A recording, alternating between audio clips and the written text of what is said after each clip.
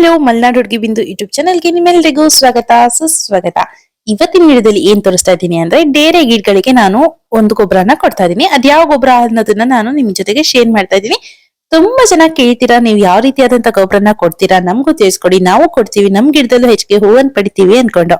ತುಂಬಾ ಜನಕ್ಕೆ ಈ ಡೇರೆ ಗಿಡಗಳಿಗೆ ಸಗಣಿ ನೀರ್ ಕೊಡ್ಬೋದಾ ಕೊಡ್ಬಾರ್ದಾ ಅನ್ನೋ ಡೌಟ್ಸ್ ಎಲ್ಲ ಇದೆ. ಅದನ್ನ ಕೂಡ ಈ ವಿಡಿಯೋದಲ್ಲಿ ಕ್ಲಿಯರ್ ಮಾಡ್ತೀನಿ. ಡೇರೆಗಡ್ಡೆ ನಡೋ ವಿಡಿಯೋ ಕೂಡ ಮಾಡಿದೀನಿ, ಬೇಕನ್ನೋರು ಹೋಗಿ ಚೆಕ್ ಮಾಡ್ರಿ. ಎಂಡ್ ಸ್ಕ್ರೀನ್ ನಲ್ಲಿ ವಿಡಿಯೋನ ಹಾಕಿರ್ತೀನಿ. ಬನ್ನಿ ಹಾಗಿದ್ರೆ ಇವತ್ತು ನಾನು ಡೇರೆ ಗಿಡಗಳಿಗೆ ಯಾವ ಗೊಬ್ಬರನ ಕೊಡ್ತೀನಿ ಅಂತ ನಿಮ್ ಜೊತೆಗೆ ಶೇರ್ ಮಾಡ್ತೀನಿ. ನಾನ್ ಇವತ್ತು ಯಾವ ಗೊಬ್ಬರ ಕೊಡ್ತಾ ಇದ್ದೀನಿ ಅಂದ್ರೆ ಪರಿಪೂರ್ಣ ಆರ್ಗ್ಯಾನಿಕ್ ಫರ್ಟಿಲೈಸರ್ ಅಂತ ಹೇಳ್ಕೊಂಡು, ಇದನ್ನ ನಾನು ಸಿರ್ಸಿನಲ್ಲಿ ಫಲಪುಷ್ಪ ಪ್ರದರ್ಶನಕ್ಕೆ ಹೋದಾಗ ಇದನ್ನ ತಗೊಂಡಿದ್ದ. ಇವರಿಗೆ ಕಾಂಟ್ಯಾಕ್ಟ್ ಮಾಡಿ ಕೇಳಿದೆ, ಆನ್ಲೈನ್ ಅಲ್ಲಿ ಏನಾದ್ರು ಸೇಲ್ ಮಾಡ್ತೀರಾ ಅನ್ಕೊಂಡು. ಆನ್ಲೈನ್ ಅಲ್ಲಿ ಸೇಲ್ ಮಾಡುದು ಅಂದ್ರೆ ಸ್ವಲ್ಪ ಕಷ್ಟ ಆಗ್ತದೆ ಮೇಡಮ್, ಟ್ರಾನ್ಸ್ಪೋರ್ಟ್ ಎಲ್ಲ ಜಾಸ್ತಿ ಬರ್ತದೆ, ಅಂದ್ರೆ ವೆಯ್ಟ್ ತುಂಬಾ ಇರ್ತದಲ್ಲ, ಅದಕ್ಕೋಸ್ಕರ ಜಾಸ್ತಿ ಬರ್ತದೆ ಅಂತ ಹೇಳ್ಕೊಂಡು ಅವ್ರು ಅಂದ್ಬಿಟ್ರು. ಅದಕ್ಕೆ ಸ್ವಲ್ಪ ಬೇಜಾರಾಯ್ತು. ಯಾಕಂದ್ರೆ ನಿಮ್ಗೂ ಕೂಡ ಬೇಕಂದ್ರೆ ಇದನ್ನ ನಿಮ್ ತನಕ ತಲುಪಿಸೋದು ಕಷ್ಟ ಆಗತ್ತಲ್ಲ ಅವರಿಗೆ, ಅದಕ್ಕೋಸ್ಕರ ಸ್ವಲ್ಪ ಬೇಜಾರಾಯ್ತು. ಆದ್ರೆ ಅವ್ರ ಕಾಂಟ್ಯಾಕ್ಟ್ ನಂಬರ್ ಎಲ್ಲ ಇದ್ರ ಮೇಲ್ಗಡೆನೆ ಇದೆ.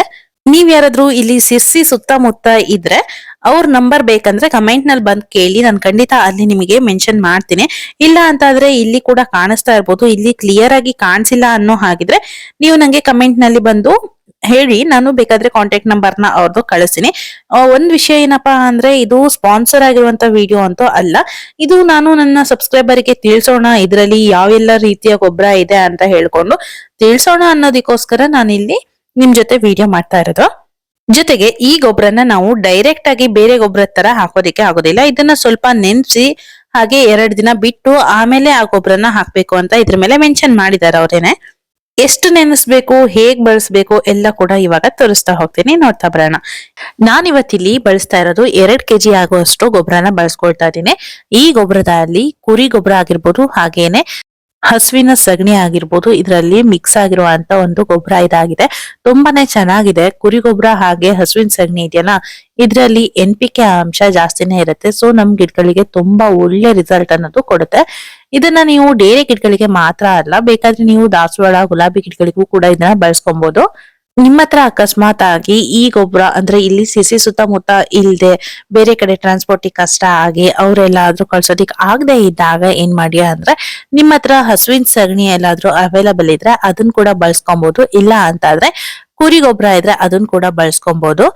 ಎರಡೂ ಕೂಡ ನಮ್ಮ ಹತ್ರ ಅವೈಲಬಲ್ ಇಲ್ಲ ಅನ್ನೋರು ವರ್ಮಿ ಕಾಂಪೋಸ್ಟ್ ನ ಕೂಡ ಹಾಕೊಬಹುದು, ಏನು ಕೂಡ ತೊಂದರೆ ಇಲ್ಲ. ಇವತ್ತು ನಾನಿಲ್ಲಿ 2 kg ಗೊಬ್ಬರನ ತಗೊಂಡ್ಬಿಟ್ಟು ಅದಕ್ಕೆ 20 ಲೀಟರ್ ನೀರ ಆಗುವಷ್ಟು ಹಾಕ್ಬಿಟ್ಟು ಚೆನ್ನಾಗಿ ಕಲ್ಸಿ ಅದನ್ನ 2 ದಿನ ನೆನ್ಸಿಟ್ಕೊಳ್ತಾ ಇದ್ದೀನಿ. ಈಗ ನಿಮ್ಮ ಡೌಟ್ ನ ಕ್ಲಿಯರ್ ಮಾಡೋ ಅಂತ ಸಮಯ. ಸಗಣಿ ನೀರನ್ನ ನಾವು ಗಿಡಗಳಿಗೆ ಹಾಕ್ಬಹುದಾ ಅನ್ಕೊಂಡ್ ತುಂಬಾ ಜನ ಕೇಳ್ತೀರಾ. ಅದ್ರಲ್ಲೂ ಡೇರೆ ಗಿಡಗಳಿಗೆ ಹಾಕ್ಬೋದಾ? ಅದ್ರಲ್ಲೂ ಒಬ್ರಂತೂ ನನಗೆ ಕಾಲ್ ಮಾಡಿ ಕೇಳಿದ್ರು, ಮೇಡಮ್ ನಾನು ಸಗಣಿ ನೀರನ್ನ ಡೇರೆ ಗಿಡಕ್ಕೆ ಹಾಕಿದ್ದೆ, ಸತ್ತೇ ಹೋಯ್ತು ನನ್ ಗಿಡ ಅಂತ ಕೇಳಿದ್ರು.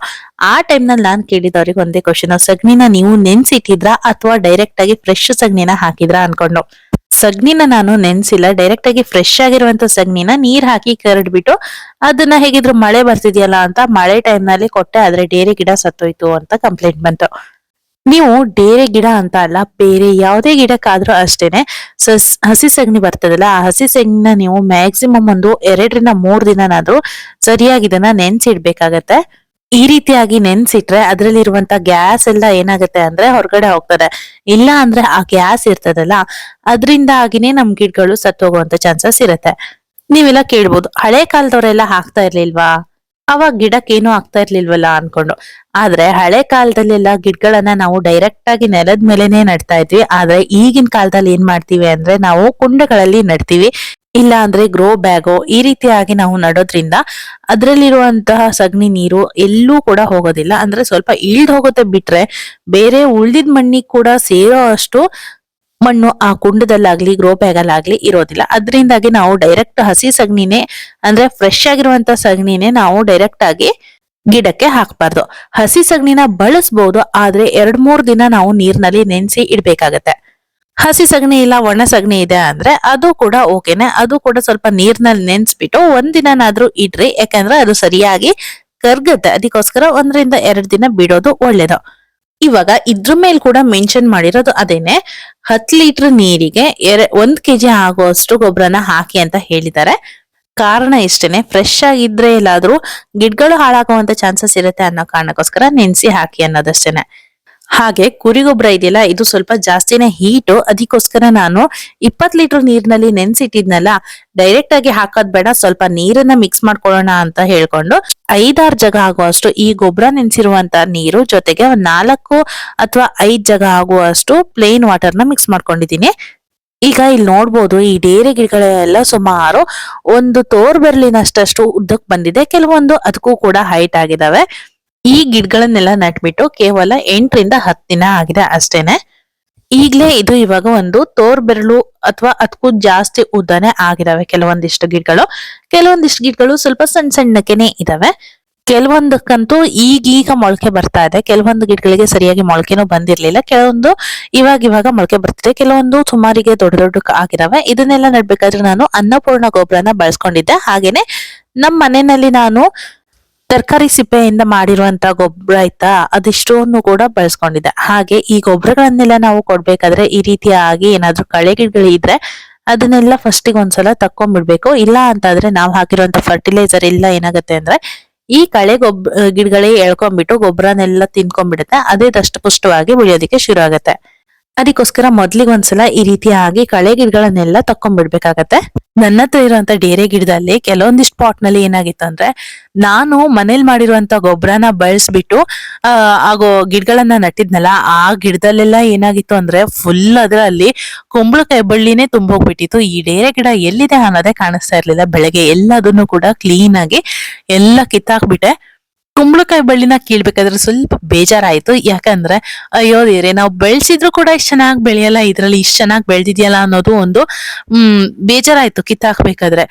ಬಿಟ್ರೆ ಡೇರೆ ಗಿಡಗಳಿಗೆಲ್ಲ ಸುತ್ಕೊಳ್ಳುತ್ತೆ, ಕಿತ್ರೆ ಮನ್ಸಿಗೆ ಬೇಜಾರಾಗತ್ತೆ. ಮನ್ಸಿಗೆ ಬೇಜಾರಾದ್ರೂ ಪರವಾಗಿಲ್ಲ ಅಂತ ಒಂದ್ ದೊಡ್ಡ ಮನ್ಸ್ ಮಾಡಿ ಕಿತ್ತಾಕ್ಬಿಟ್ಟೆ.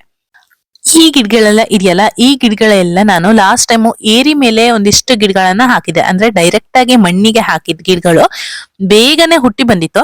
ಅದಕ್ಕೋಸ್ಕರ ಏನ್ ಮಾಡಿದೆ, ಈ ಸಲ ಅಲ್ಲಿ ಬಿಡೋದಿಕ್ಕೆ ಆಗೋದಿಲ್ಲ, ಯಾಕಂದ್ರೆ ಅಲ್ಲೆಲ್ಲ ನಮ್ಮ ಅಡಿಕೆ ಸಸಿಗಳು ತುಂಬಾ ದೊಡ್ಡ ಆಗ್ತಾ ಇದೆ. ಸೊ ಅದ್ರದ್ ನೀರೆಲ್ಲ ಬೀಳುತ್ತೆ ಇದ್ರ ಮೇಲೆ ಅಂತ ಹೇಳ್ಕೊಂಡು ಅಲ್ಲಿರುವಂತ ಗಿಡ ಎಲ್ಲದನ್ನು ಕಿತ್ಕೊಂಡ್ ಬಂದು ಮತ್ತೆ ಇಲ್ಲಿ ಹಾಕೊಂಡೆ. ಅದಕ್ಕೆ ಈ ಗಿಡಗಳೆಲ್ಲ ಸ್ವಲ್ಪ ಸ್ವಲ್ಪ ಹೈಟ್ ಆಗಿ ಕಾಣಿಸ್ತಿದೆ ನಿಮಗೆ. ಇವಾಗ ಈ ಗಿಡಗಳಿಗೆಲ್ಲ ಏನ್ ಮಾಡ್ತಾ ಇದ್ದೀನಿ ಅಂದ್ರೆ ಗೊಬ್ಬರನ ಕೊಡ್ತಾ ಇದ್ದೀನಿ, ಗೊಬ್ಬರದ ನೀರನ್ನ ಎಷ್ಟೆಷ್ಟು ಕೊಡ್ಬೇಕು ಅಂದ್ರೆ, ಸ್ವಲ್ಪ ದೊಡ್ಡದಾಗಿರುವಂತ ಗಿಡಕ್ಕೆ ಒಂದು ಅರ್ಧ ಜಗದ ಹತ್ರ ಹಾಕಿ, ಪರವಾಗಿಲ್ಲ. ತುಂಬಾ ಚಿಕ್ಕಕ್ಕಿದೆ ಅಂತ ಇದ್ರೆ ಅದಕ್ಕೆ ಒಂದು 200 ml, ಅಂದ್ರೆ ಟೀ ಎಲ್ಲ ಕುಡಿತೀವಲ್ಲ, ಒಂದು ಸಣ್ಣ ಲೋಟ, ಆ ಲೋಟದಲ್ಲಿ 1 ಲೋಟ ಆಗೋಷ್ಟು ಹಾಕಿದ್ರೆ ಸಾಕು. ತುಂಬಾ ದೊಡ್ಡದು ಆಗಿರುವಂತ ಗಿಡ ಇದ್ರೆ ಅದಕ್ಕೆ ಒಂದು ಅರ್ಧದಿಂದ 1 ಜಗ ಹಾಕ್ಬಹುದು. ಇಲ್ಲಿ ನೋಡಿ, ಇದು ತುಂಬಾ ಅಂದ್ರೆ ತುಂಬಾ ಚಿಕ್ಕಕ್ಕಿದೆ, ಇದನ್ನ ನಾನು ಎಷ್ಟು ಹಾಕ್ತಿದೀನಿ ಅಂದ್ರೆ ಒಂದು 100 ml ಆಗೋಷ್ಟು ಹಾಕ್ತಾ ಇದೀನಿ. ಇಷ್ಟು ದೊಡ್ಡ ಗಿಡಕ್ಕೆಲ್ಲ ಒಂದು 200 ml. ಗಿಡದ ಹೈಟ್ ಅನ್ನ ನೋಡ್ಕೊಂಡು ನಾವು ಗೊಬ್ಬರನ ಸ್ವಲ್ಪ ಹೆಚ್ಚಿಗೆ ಸ್ವಲ್ಪ ಕಮ್ಮಿ ಈ ರೀತಿಯಾಗಿ ಮಾಡ್ಕೊಬೇಕು. ಎಲ್ಲದಕ್ಕೂ ಕೂಡ ಒಂದೇ ಪ್ರಮಾಣದಲ್ಲಿ ಕೊಡೋದಿಕ್ ಹೋದ್ರೆ ಅದಕ್ಕೆ ಅಜೀರ್ಣ ಆಗ್ತಾರೆ. ಇವಾಗ ನಮಗೆ ನೋಡಿ, ನಾವೇ ಒಂದ್ ಸ್ವಲ್ಪ ಜಾಸ್ತಿ ಊಟ ಮಾಡಿದ ತಕ್ಷಣ ಹೊಟ್ಟೆ ಉಬ್ರ ಎಲ್ಲ ಶುರು ಆಗತ್ತಲ್ಲ, ಅದೇ ರೀತಿ ಮಕ್ಳಿಗೆ ಇವಾಗ ದೊಡ್ಡವರು ಊಟ ಮಾಡೋ ಅಷ್ಟು ಹಾಕಿದ್ರೆ ಸರಿ ಹೋಗ್ತದಾ? ಇಲ್ಲ ಅಲ್ವಾ? ಅದೇ ರೀತಿ ಈ ಗಿಡಗಳಿಗೂ ಕೂಡ ಅಷ್ಟೇನೆ. ದೊಡ್ಡ ಗಿಡಗಳಿಗೆ ಎಷ್ಟು ಬೇಕೋ ಅಷ್ಟು ಹಾಕ್ಬೇಕು, ಚಿಕ್ಕ ಗಿಡಗಳಿಗೆ ಎಷ್ಟು ಬೇಕೋ ಅಷ್ಟೇ ಹಾಕ್ಬೇಕು. ಮತ್ತೊಂದು ಡೌಟು ಕೇಳ್ತಾನೆ ಇರ್ತೀರ, ಈ ಮಳೆಗಾಲ ಶುರು ಆದ್ರ ಮೇಲೆ ಈ ಲಿಕ್ವಿಡ್ ಫರ್ಟಿಲೈಸರ್ನ ಬೇರೆ ಗಿಡಕ್ಕೆ ಹಾಕಿದ್ರೆ ಹೇಗೆ, ಅದು ತಗೊಳುತ್ತಾ ಇಲ್ವಾ ಅನ್ನೋದು. ಖಂಡಿತವಾಗ್ಲೂ ಇದು ತಗೊಳುತ್ತೆ. ಯಾವಾಗ ಹಾಕ್ಬೇಕು ಅಂದ್ರೆ, ಮಳೆ ಫುಲ್ ಸ್ವಲ್ಪ ಕಮ್ಮಿ ಆಗ್ತಾ ಇರತ್ ನೋಡಿ, ಆ ಟೈಮ್ ನಲ್ಲಿ ವಾರಕ್ಕೆ ಒಂದ್ಸಲನಾದ್ರೂ ಈ ಸಗಣಿ ನೀರನ್ನ ಕೊಡ್ರಿ, ತುಂಬಾನೇ ಚೆನ್ನಾಗಿ ಗಿಡಗಳು ಗ್ರೋತ್ ಆಗುತ್ತೆ. ಮತ್ತೇನ್ ಡೌಟ್ ಕೇಳ್ತೀರಾ ಅಂದ್ರೆ, ಈ ಸಗಣಿ ನೀರನ್ನ ಹಾಕಿದಾಗ ಗೆಡ್ಡೆಗೆ ಒರ್ಲೆ ಬರಲ್ವಾ ಅಂತ ಕೇಳ್ತೀರಾ.